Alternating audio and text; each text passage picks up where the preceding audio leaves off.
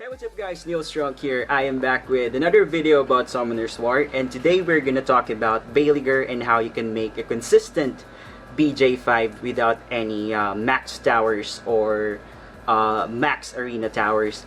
So the star of this game is actually Baleygr, and he is the main unit of this team.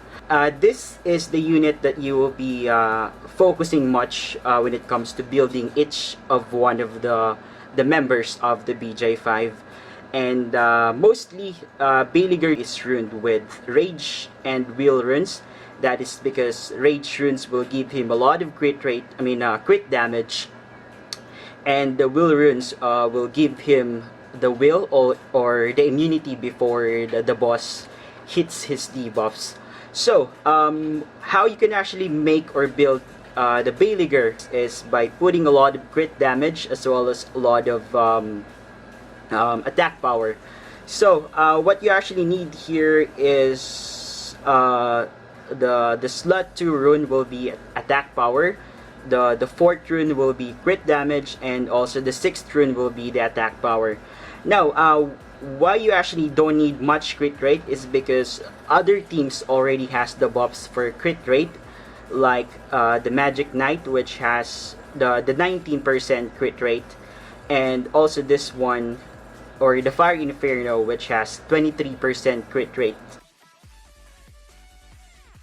What we actually added here, because we don't have much towers, since artifacts have been added to the game, it actually adds a lot of damage if you're gonna put a flat attack power on Baleygr. So as you can see here, I only have here level 4 for my arena tower, which is the attack percent, and for the crit damage I only have the speed I only have here 5%, and for the crit damage I only have here 10%, which is equivalent to level 4. But considering that we have put very good artifacts, like this one, which has the attack increasing effect 5% and additional damage by 4%. On the other hand, we also have here the skill tree crit damage, which is plus 13. That also lessen the requirements for the arena towers to be maxed. So for the second unit, we have here Jansen, which has the skill tree revive. You can actually just put HP, HP, and HP, or HP defense and HP, as long as he can tank the boss in R5. On the other hand, the next unit will be Loren. We actually just ruined her with speed, HP, and HP, and some players are actually just keeping her on 5-star, but considering that we don't have much runes that could help our Loren tanky, I just made her 6-star on this team. Now, next will be Colleen. This is actually the buffer or the attack buffer of the team. So before Baleygr gets the chance to use his skill tree, he will get first the buff from Colleen, which is the Fiery Dance, that will give him 25% attack boost or attack power boost. So, the other 3 units are actually the units that would die. We have here the Magic Knight, or you can also use Inferno for the crit rate. And the last one, but not the least, is the Gora. Now, the Gora actually has this passive wherein if he dies, he will revive with a certain amount of HP. So, if he dies again, Baleygr will get the buff. So, how is actually the pattern, or how will the turn order be?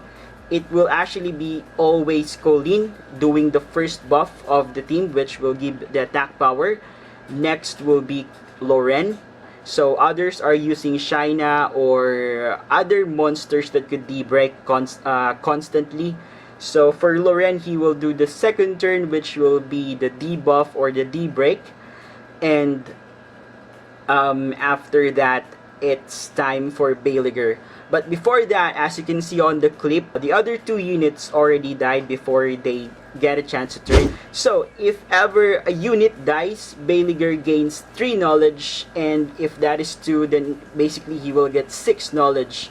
That is right, as what you can see on the video.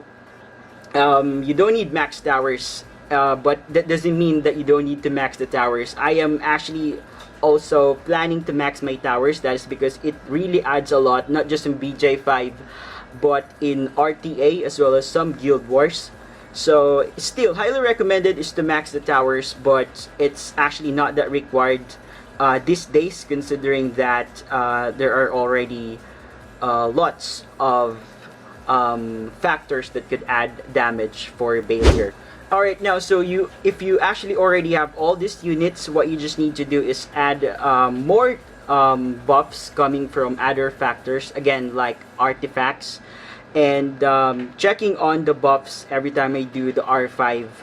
This also actually adds a lot, and this is called the tower from the guild shop, which adds you 10% for the attack power as well as 9% for the crit damage. So if you already have this team and you have decent amount of crit damage as well as attack power from the Baleygr, then you're obviously ready for the BJ5 team. Now, how you can actually join a party or grind this R5 constantly in 27 to 28 seconds is by going to the channel 65. Almost all of the players in here are actually looking for the BJ5 team. I'm just gonna put here BJ5 all crit, because we all have the crit leader for this content. So I'm gonna put here BJ5 all crit. Oh, alright, so as you can see, we already got the invitation. Alright, and that's it. So as you can see, he already has, or this guy right here already has the 19% crit rate. So this time we'll just use the fire crit rate. Alright, so as you can see, right, we're pretty really well there. Alright, so as you can see on the ally buff, we have 19% crit rate coming from the other party's lead. We have the fire attack power, which is 40%, and the fire crit rate coming from our team here.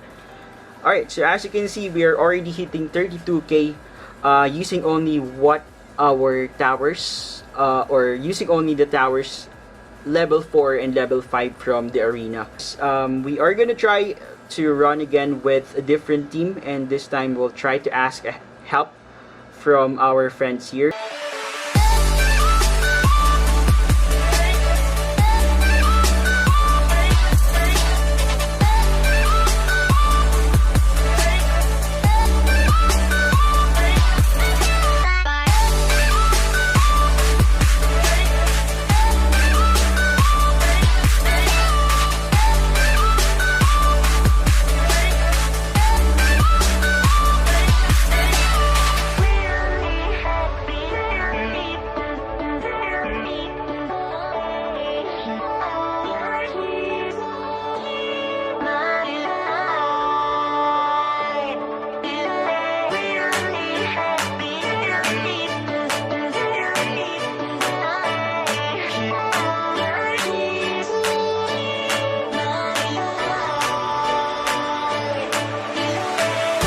That will be all in this video, guys. If this video helped you when it comes to you trying to plan something about making a BJ5, this is actually really worth it, considering that it's really efficient. And if you can imagine, 27 to 28 seconds run is really a lot helpful when you are thinking of getting or looking for grindstones and gemstones.